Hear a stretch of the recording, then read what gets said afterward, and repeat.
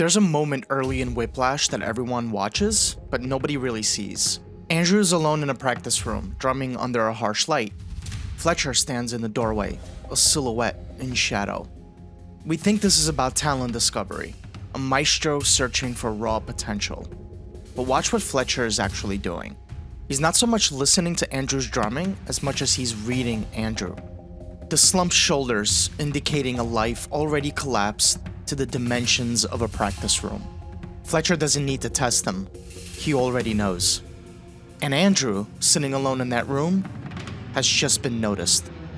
That moment, that's Whiplash.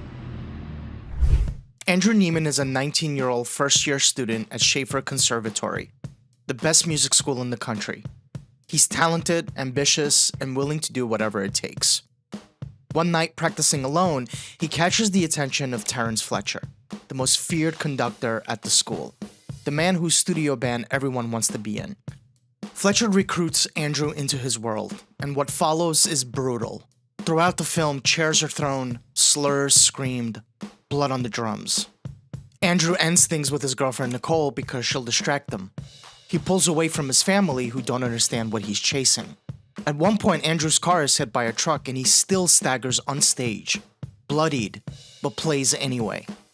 The film frames all of this as a test, a crucible, and it builds to that final concert at the JVC Jazz Festival. Fletcher, knowing Andrew testified against them to get him fired, hands him unfamiliar sheet music as sabotage, sets him up to fail in front of a prestigious audience.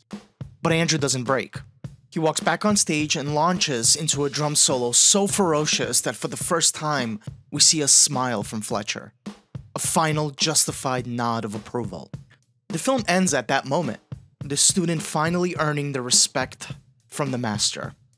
And we're supposed to feel triumph. We're supposed to believe the pain was worth it. The triumph through trauma narrative. We're culturally addicted to it. But look closer. Andrew's flaw isn't ambition, it's absence. An awkward date with Nicole. Family dinners where he sits like a ghost, vibrating with contempt for their normalcy. No friends at Schaefer, no hobbies, no personality outside of drumming. He's not sacrificing these things for his art. He never had them to begin with. Fletcher doesn't create this emptiness. He recognizes it, like a radiologist spotting a tumor on an X-ray. The conservatory doesn't break Andrew, it gives his emptiness a container. This isn't a story about the cost of greatness, it's about what happens when emptiness finds a structure, and mistakes that structure for purpose. Director Damien Chazelle set out to make a film about dedication, about the extreme price of artistic pursuit.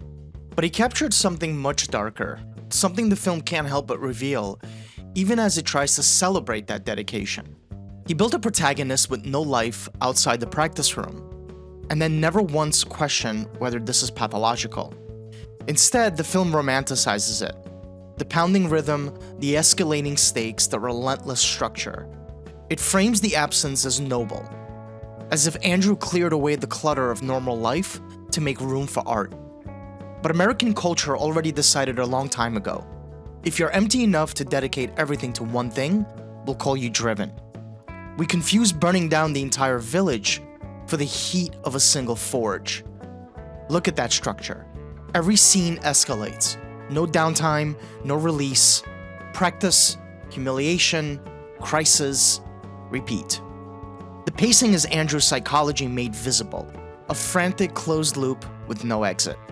And it's all built on Fletcher's foundational myth, the Charlie Parker story, the symbol thrown at Bird's head. It's probably bullshit, but Fletcher tells it like gospel, because this film isn't interested in what actually creates greatness, it's only interested in the mythology we use to justify suffering.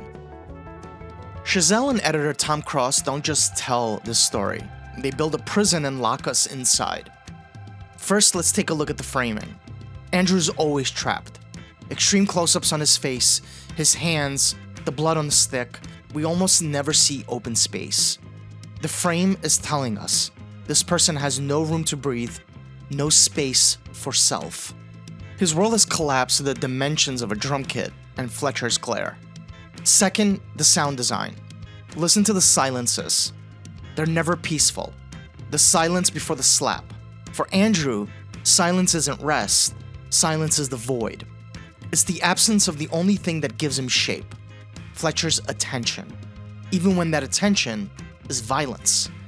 His nervous system only settles when he's actively suffering, because suffering is the one state where he knows he exists. Number 3 is the editing. Aggressive, staccato, cuts sync to drum hits, door slams, heartbeats. Your pulse races, you lean forward, you become addicted to the rhythm of the conflict. By the final performance, the film has trained you to believe the only valid release is a spectacular, violent, public exertion of will. The form doesn't just describe addiction, it induces it in you. Narratively, Whiplash is a straight line pointing up at 90 degrees. Pure, unsustainable escalation. He makes the band, Fletcher humiliates him over tempo, he practices until his hands bleed. Car crash, stumbles on stage covered in blood, publicly destroyed, fights Fletcher. Kicked out, returns for the final concert, gets sabotaged, launches into his monstrous solo. Each sequence raises the stakes and immediately introduces a higher level of crisis. This is the structure of compulsion. An addict doesn't seek equilibrium, they seek the next bigger hit. Andrew isn't building a relationship with music, he's spiraling down a drain where the only proof of life is the increasing intensity of pain. And notice what the film withholds. Andrew's smiling at a memory, listening to a record for pleasure, a flashback to falling in love with the sound of a cymbal. These moments don't exist. The absence is the point. By showing us nothing but the obsession, the film reveals there's nothing behind it. The structure does something sinister. It normalizes the abuse. The first time Fletcher throws a chair, we're shocked. The 9th time, it's a Tuesday. Blood on the drums becomes a visual motif, not a medical emergency. By the climax, we're not horrified Fletcher sabotages Andrew on stage. We're invested in whether Andrew can overcome it. The film made us complicit. Andrew's outer performance, the dedicated artist, his inner truth, a non-person seeking validation through achievement. Look at the behaviors that expose this. The family dinner. His cousins are celebrated for football stats. His aunt dismisses jazz, and Andrew explodes. I'd rather die drunk, broke at 34, and have people at our dinner table talk about me than live to be rich and sober at 90 and nobody remembered who I was. This isn't passion for art, this is a snarling defense of his right to matter. He's not choosing art over life, he's choosing potential fame over guaranteed anonymity. The breakup with Nicole, no sadness, just cold calculation. I want to be great. I don't think you'd hold me back, but I think I'd always be wondering if you did. Notice the language, not I love drumming, not this is my calling, just I want to be great. The verb is to be, not to create. The goal isn't the doing, it's the state of being recognized. And here's the tell. Andrew never smiles while playing unless Fletcher is watching. His joy is performative, a signal to the only audience that counts. The mask he wears is the driven young man, but underneath isn't drive, it's desperation. He doesn't know what he wants to become, he just knows he cannot stay what he is. Invisible. Fletcher becomes the external spine Andrew lacks. A brutal mirror that says, you are nothing, but if you endure my pain, you might become something, and I will be the one who decides. For someone with no core self, this is everything. Zoom out. Andrew is the end product of a toxic American ideal, that a man's worth is his output, his measurable achievement. You are what you accomplish. Without accomplishment, you are nothing. Fletcher isn't the source of the poison, he's just the most concentrated dose Andrew's ever been offered. So here's the thesis. Greatness, in the way Whiplash depicts it, isn't the pinnacle of a rich life passionately lived. It's a substitute life. One with high stakes, high suffering, a performance constructed by and for people who never learned or were never allowed to build a real one for themselves. The dinner scene is proof. The trigger isn't artistic disagreement, it's invalidation. His family's mundane world threatens to reabsorb him, to return him to the anonymity that is his greatest terror. I want to be remembered. This is the cry of the existential ghost. The film frames Andrew's journey as tragic sacrifices. But here's the misdirection. You cannot sacrifice what you do not possess. He didn't sacrifice a loving relationship. He ended a tentative connection that didn't serve his only need. He didn't sacrifice a warm family bond. He severed a thread that was already frayed. He didn't give up friends. He never had any. These aren't costs of greatness, they're diagnostic symptoms. Andrew was empty. Fletcher didn't create that void. He just gave it a label, a goal, and a brutal liturgy. He called the void potential, but he filled it with pain. Now here's the devastating complication. Fletcher's method doesn't work. His greatest student, dead. The Charlie Parker story, a lie.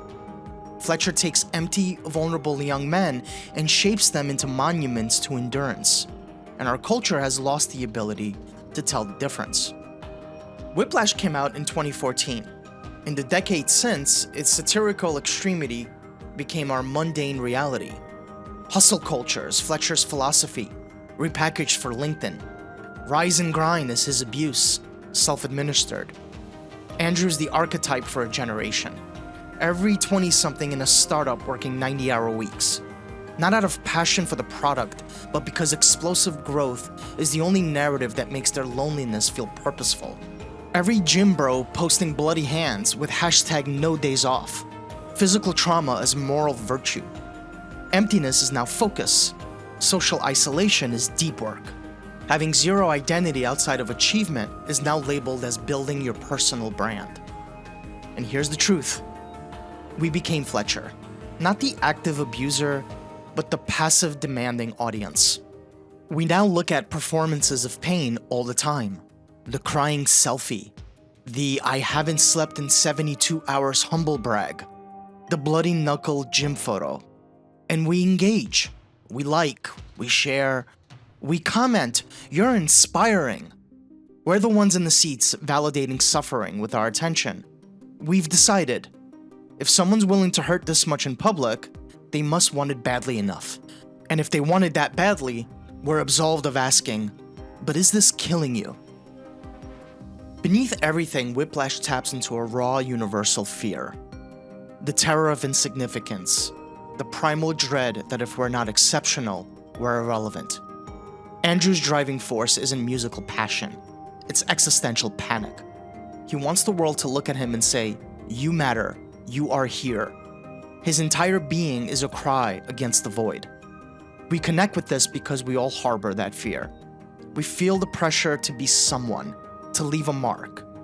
Andrew is that anxiety weaponized and unleashed. It's the same scar we see in The Social Network.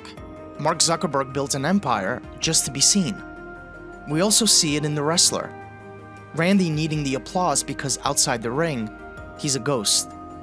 The need isn't for the thing itself. The need is for the recognition, the proof that you've been seen and chosen.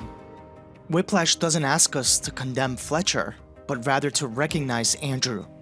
To see in his hollowed out eyes the distorted reflection of a very modern, very human ache. So let's be clear about the ending.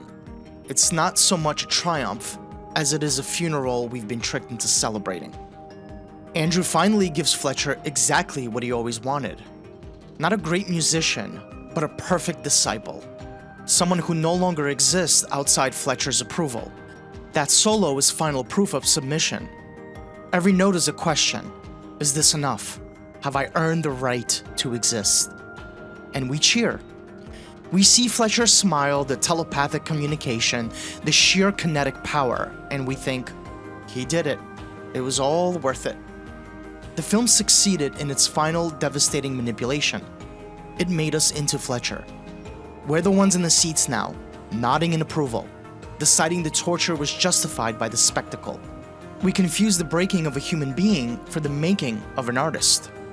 But here's the question that needs to be asked. What does this say about us, about our values, our culture, our own hidden emptiness, that we can't tell the difference between someone achieving greatness and someone fleeing nothingness? Fletcher was never a talent scout. He was an emptiness scout. He found a boy who was already a ghost and offered him a deal: become a monument or disappear forever. Andrew chose the monument. He chose to be the thing of awe rather than a person of love. He chose a legacy of pain over a life of peace.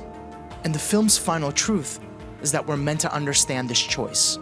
Because in a world that worships at the altar of achievement, we all know the terrible question.